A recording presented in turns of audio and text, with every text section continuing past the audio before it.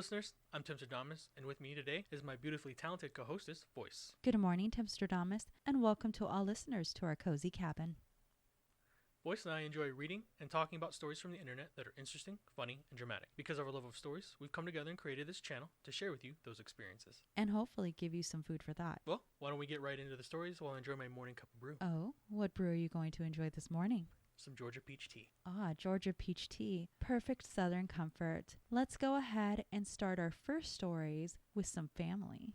For any listeners wanting to follow along, all story links are in the description below. Am I the a-hole for wanting to exclude my sister? My 15 female family likes to have a movie night. We basically do that on Fridays when my parents don't have work and my sister, 19 female, doesn't have too much work for college. It usually happens like once a month. Mom insists on doing it or just having us all play a game so we can bond and have a good time, and it is really fun, so no one complains about it. Anyways, I recently noticed that my sister, 19 female, starts crying every time we watch a movie. Like, not the sad movies or anything like that. Any movie that's for younger kids that we usually put on for my other sister, 10 female, just has her face tearful. It's usually random movies about friendship or simple ideas like that, or just Disney movies or Studio Ghibli ones. She doesn't cry at all at anything else. I have no idea why. It's also during random parts of the movie that makes no sense to cry about, like someone flying, or someone hugging someone, or someone sitting in a garden or something. No one else really notices because it's usually dark and we don't really talk during movies. Plus, my sister is very unemotional usually, and this is so unexpected that even if I told anyone, they wouldn't believe me till they saw it. She also makes no sound anyways. It also only happens that my sister is seated next to me during the movies, and my parents and other sister are further away so they wouldn't notice at all. I noticed because I usually have to check my phone so her face is a bit clearer for me. This week, my mom suggested another movie like that for us to watch next week, and since this time she agreed we'd be doing it with my friend coming over, I thought it would ruin the mood for the night if she saw my sister like that, and it was just not something I want to deal with. My friend is also nosy and knows my sister very well, and I kind of just want us to have fun without my sister in the picture. So here is where I may be the a-hole. I told my mom I'm okay doing it as long as my sister is not there, and if she is there, then she has to stop crying over nothing and control her emotions for the night. My mom didn't see where I was coming from and told me if that's the case, then they will do it without me. I don't really want that, so I told her that my sister is too old for this anyways, and we could just not invite her from now on. She looked really upset and told me to go to my room. Am I the a-hole? The OP is definitely the a-hole. Now, you're a young kid. You're 15. You got a lot of life to learn. I say that lightly. You're not mean or anything like that by any stretch of the imagination.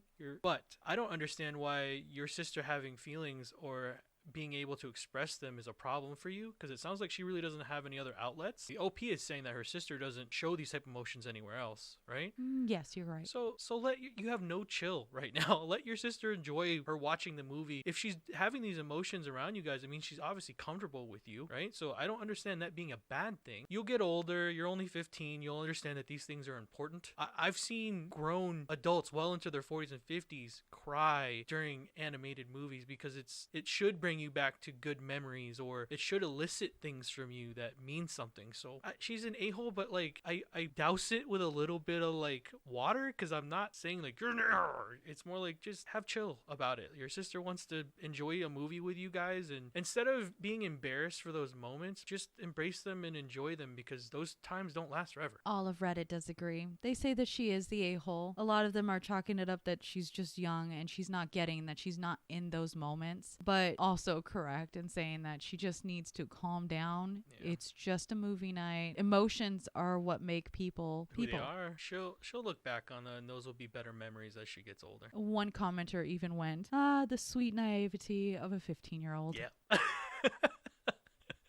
So now on to our next story. Am I the a-hole for kicking my stepson out of the house for smoking weed? I'm in Canada. It is perfectly legal. My stepson, Sean, is 18 and he is in university. He lives with his dad and I so he can go to school in our city. His mom lives on an acreage about 40 kilometers north of town, so that would be quite the commute. I didn't really want him in my house, but my husband insisted and promised me that Sean would behave. He would clean up after himself and he would would not cause me any problems. He isn't a bad kid. He does his chores and keeps to himself mostly. He had some trouble with staying up late and being disruptive when he got here last summer, but we got that sorted out. My husband and I have a 3-year-old daughter. Sean is friendly with her and has babysat her a few times. The problem is he smokes so much weed. I'm honestly surprised he isn't failing out of school. I personally don't care, except we agreed he would smoke outside or in the garage, and he's been smoking up in his room. 3 problems. 1, my daughter doesn't need to get contact high. 2, it stinks. 3, he has the window open, so we are paying to heat up the house constantly. F that noise. I spoke with my husband and told him that Sean wasn't following the rules we had agreed to. He had one more chance, then he had to find somewhere else to live. Sean said he was sorry and he promised he would behave. He even showed me that he bought edibles so he wouldn't get his sister high, stink up the house, or need to open the window. It was fine for 2 weeks, and then he did it again. So I kicked him out. I packed up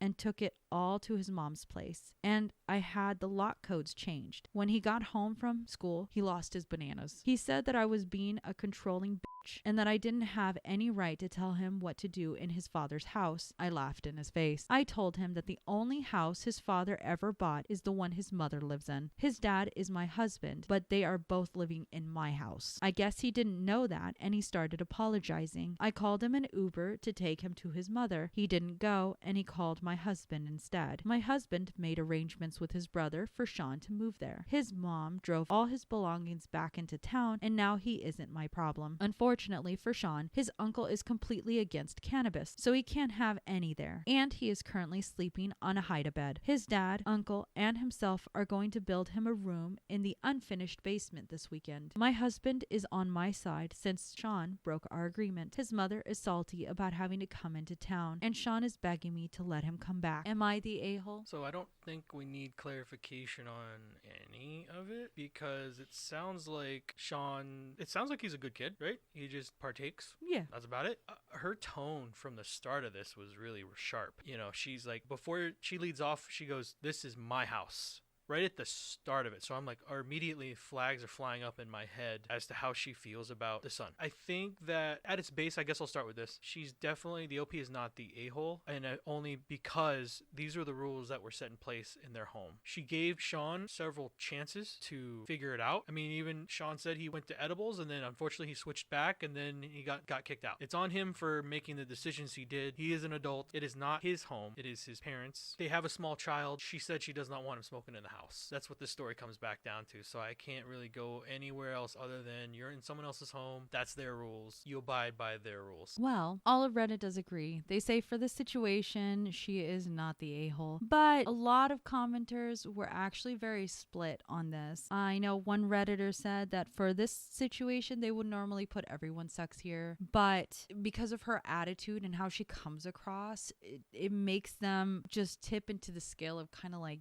you're the a-hole. Sure. Just because of how you're dealing with it or how you're expressing the situation. Yeah, your attitude towards it's everything. almost like she has full disgust for him from the very get-go. Yep. And it's possibly just because she has been trying and this is just the final straw. Sure, this could for just her. be her penning this very angrily and trying to get her frustration out, because this could just be her form of therapy, writing to Reddit. A lot of people said that if you didn't want him to be there to begin with, you should have just not. And that's kind of what makes her the a-hole. At the same time, he's the a-hole just because he can't even follow the rules in the place that he's living at as a courtesy. Sure. Which is why in this situation, everyone kind of sucks. But all of Reddit does agree that in this situation, she did lay down the rules of don't do this. And he still went and did it anyway, even though he had multiple chances to fix it. And that's where, unfortunately, she is not the a-hole. Her house, her rules. She gave him chances. So we had a little drama with some siblings. We went over to some stepson drama. Let's see about some stepdaughter drama. Oh. Am I the a-hole for asking stepdaughter to move out? This is an ongoing issue going on in my home. I, 33 female, am currently pregnant with my first child. I live in a 2-bedroom home with my husband and stepdaughter, 23 female. Stepdaughter and I get along fine, no big issues, but we are also not super close. Now that the baby is coming, we need more space. Unfortunately, we can't afford a new home. I brought up to my husband asking stepdaughter to move out. My reasoning is that we really need her room for the new baby, and she is an adult with a full-time job, so it is time for her to be on her own anyway. My husband agreed, and we brought it up to her at dinner one night. We told her we would help with her first 2 months rent. I told her it would be fun. Her and I could go shopping, and I will help her decorate her new apartment. We tried to be as gentle as we could, but she was very quiet. Privately, she told my husband that even though she has a full-time job, she cannot afford to live on her own. My husband told her she did not need to move out, so now we are scrambling trying to find space for a new baby. The other day, I was home alone with stepdaughter and tried to talk to her about it again. I offered to help her find a roommate. She snapped on me and told me to just leave her alone and locked herself in her room. When my husband got home from work, he was mad at me and told me to leave her alone and not bring it up anymore. Things have been awkward and uncomfortable since, making my pregnancy very stressful. She is a 23-year-old, enough to be on her own.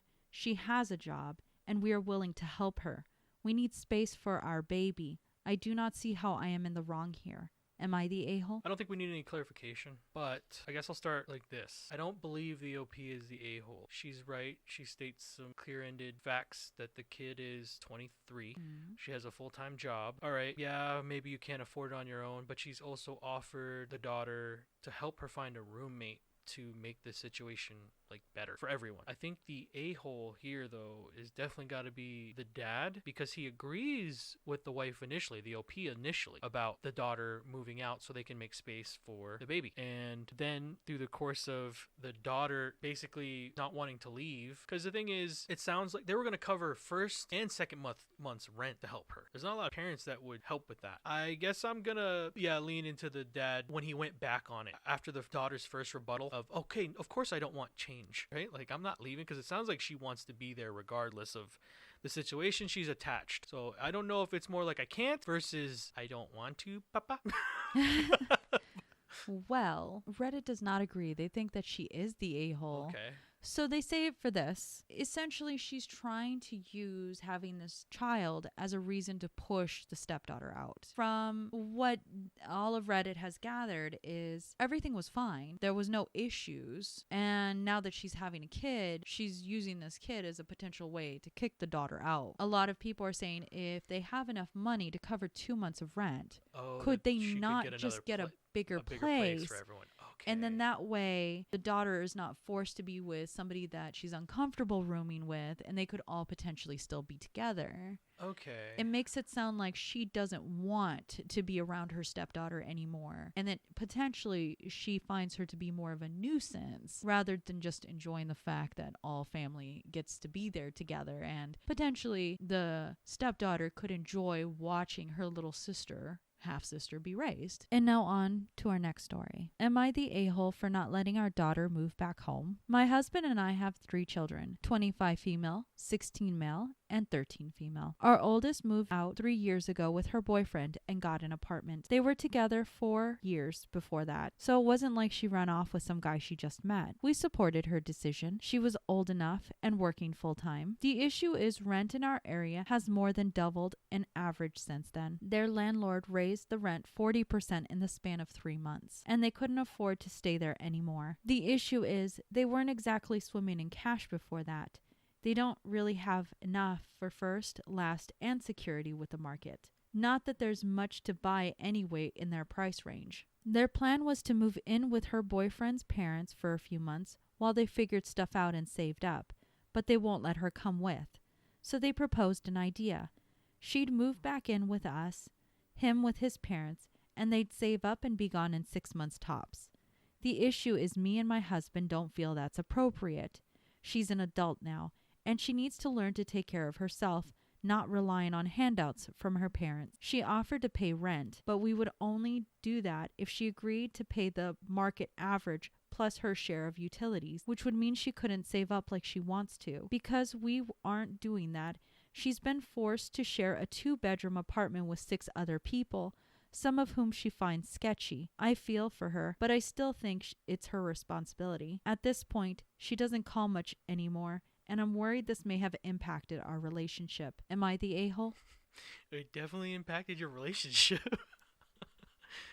I guess we'll start with that you definitely are the a-hole. OP. And it's because you probably should have been there for your daughter when it got tough. I don't think they were being unreasonable with what they were asking for. Her to move in. She was going to pay you rent, although you wanted to charge her Market value. market value. Plus utilities. Don't forget about that. Utilities. So I'm sure she never would have been able to save up at all. Yeah, she even admits she wouldn't be able to. So, yeah, definitely you're the a-hole for not sticking behind her, and especially if, again, she's moving in with 7 people in an apartment. It's 7 total in a 2-bedroom. Correct. It's 6 other people plus her would be the 7. So you're correct. That's a situation. So definitely, I think her putting her daughter in that type of peril when all she had to do was let her move in for 6 months to save up money so she could find another place to live with her boyfriend. Yes, boyfriend of 3 years boyfriend. now. Yeah. Okay. Well, they've been together, 4 years. Okay. Before that, So, yeah, she's definitely the a-hole. So, all of Reddit does agree. They think that she is very much the a-hole. Okay. In fact, there is one commenter that I will go ahead and read the comments to because this is pretty juicy. You are the a-hole. Don't think you ruined your relationship. You know it. You absolutely destroyed it. She needed you. She needed her family. She offered to pay rent, and you, like every landlord in the area, wanted to bleed her dry. Just know this. When you don't get an invite to her wedding, or your grandkids don't know who you are, it's not her being petty. It's because if people can't support us at our worst, then they sure as heck don't deserve us at our best. She probably feels alone and betrayed, and you, her mother, made her feel that way. Congratulations. You taught her not to rely on you. Worth it? Ooh, boy. Yes, all of Reddit has something along the similar lines of, this is your daughter. You've put her in an awful situation that was only supposed to be temporary. She was going to pay you in good faith. She's not done anything, at least according to anything that the poster put down, that would show that her daughter's irresponsible or lacking. Unfortunately, it's just market value, and the crazy things that's happening with the housing market right now is absolutely upsetting the balance when it comes to how people can have a good form of living. And the commenters are savage. They I mean, are. It's the truth, but dang. Well, I know we've been having a lot of family drama, so let's go to some schools. Am I the a-hole for pulling my daughter from a water park trip because her teacher made her stay with a kid she doesn't like? My daughter, Brian, female 9, is going on a trip to a nearby water park with her class next week. She loves water and has been talking about it for months, so I was a bit thrown off when she came home crying a few days ago and told me she didn't want to go. I asked her why, and she wouldn't tell me because she thought I'd think she's a bad person. When I finally coaxed it out of her, she said her teacher, Miss N, has forced her to be with the buddy in her class, Ben, for the entirety of the trip. She was to ride the bus with Ben to and from the trip, eat lunch with him, and go on all the rides with him instead of spending time with her friends. She then said nobody likes Ben because he whines whenever they have to do work and picks his nose and wipes boogers everywhere. I was horrified, not only because Miss N had made Brian do such a thing, but also because she had made her believe she was a bad person for not wanting to. Unfortunately, this wasn't my first experience with Miss N, as she frequently used my soft-spoken, intelligent older daughter as a behavior buffer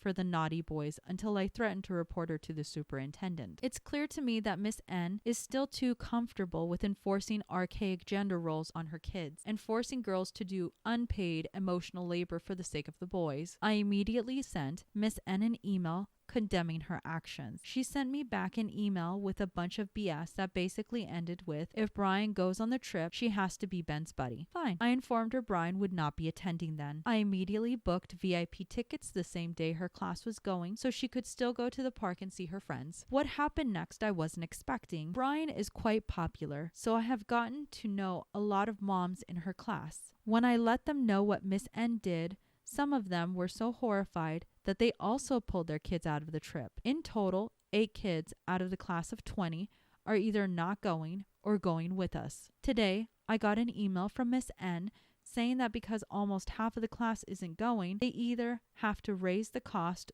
for the other students or not go at all. She practically begged me to let Brian go and tell all the other parents to let their kids go, promising that she wouldn't make Brian do anything she didn't want to do. I told her she should have thought of that before she tried to make my daughter do her job. My husband said I was being a bit petty and that Miss N clearly feels bad about what she did and I should let Brian go as I've already gotten my way. He asked me if I really wanted to deprive children of what they've been waiting for all year.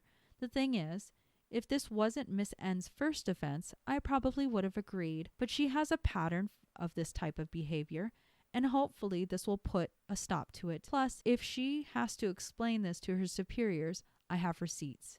Is my husband right?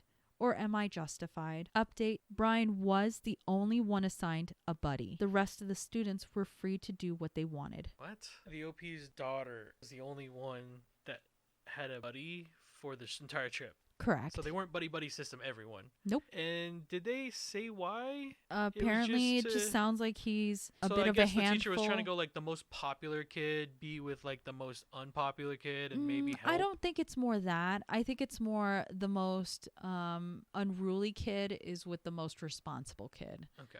So essentially, you're forcing a more like babysitting role on the more so they're responsible hoping that child. By being with the responsible kid, the other kid gets a little bit better or will be in a little more in check. Correct. But the posters viewpoint on this is supposed to be a fun trip for all the kids. It's not a babysitting event for her one kid, and that essentially the babysitter should be the teacher. I'm shocked the teacher would take such a hard line on that. As far as the pettiness of all of this, it's high.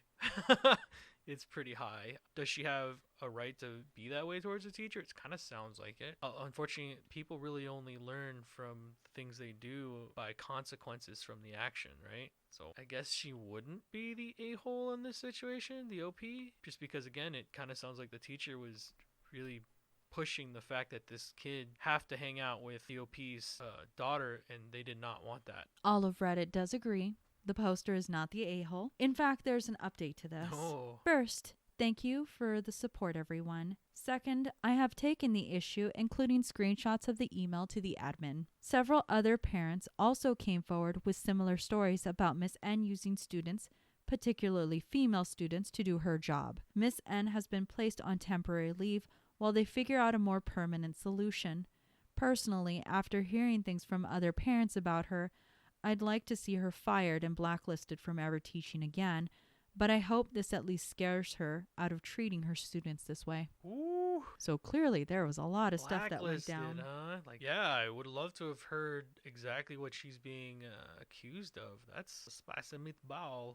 She doesn't go into it, unfortunately. Yeah. Maybe we'll hear about that one day. So, since we kind of dealt with some school drama, let's deal a little bit more with young friendship drama. And for our last story, we have, am I the a-hole for letting my son avoid a special needs child? Myself, 43 male, and my wife, 41 female, have lived on our street for years with our two boys, James, 12, and Sam, 6. Every Saturday morning, Sam and I have a ritual. He calls them our dude walks. We look for spiders, dig in the mud, and stop at our neighborhood park to play. It's sort of a standing meet up for a bunch of parents in the area. Recently, a new family moved in the next block over. The mother mentioned that she had two boys too, Kyle 13 and Aiden 7. I told her about the Saturday morning park group in case she wanted to meet some neighbors. When she showed up with Aiden, it was clear he was special needs. The mom was friendly. She sat with all the parents while the kids played. Aiden is an enthusiastic player. Loud noises, banging on things, getting up in the other kids' faces. The mom was good about correcting him, and he wasn't aggressive, just excited. The other kids are wary when he flails, but they include him in play still. One Saturday, he was having an especially tough day. I called Sam over for a snack, and he said, I don't want to play with Aiden.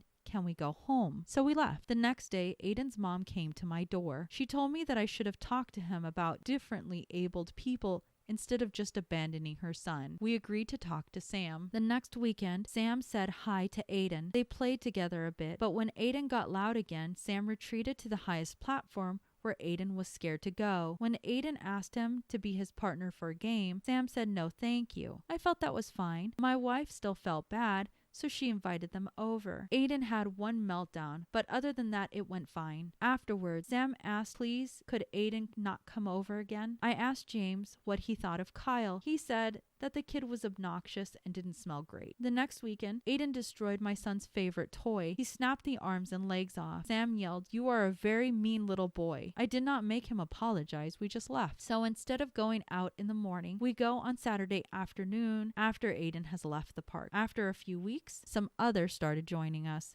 We didn't discuss why, but I suspect that they didn't all shift their weekend routine around solely because they missed my sparkling personality.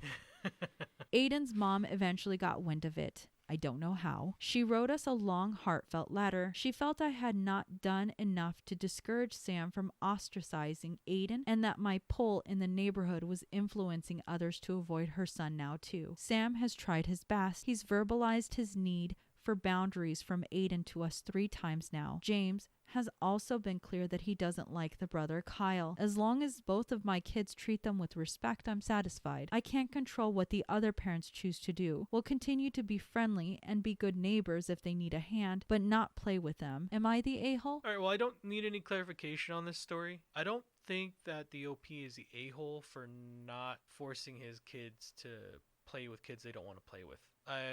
Irregardless of whether or not someone's special needs or what have you, if the kids just don't get along and they don't enjoy playing with each other, should it be something that parents force onto the kids? And Reddit also agrees. They don't think that he is the a-hole at all. In fact, there's a couple comments that I think kind of puts a little bit more clarity into it. This commenter says this: I am a SPED, special education learning disabilities teacher, and this parent is not doing their kid any favors. Wanting to be included during group activities like whole class parties is one thing, but you can't expect other kids to be okay with broken toys and ignored boundaries. Kids grow up. People are understanding of these behaviors in kids, but the bigger they get, the less okay with it they will be. He needs to be learning social skills, not expecting everyone else to change. That's a good way to put it. Additionally, here's another commenter that gives it from a different perspective. Take this from someone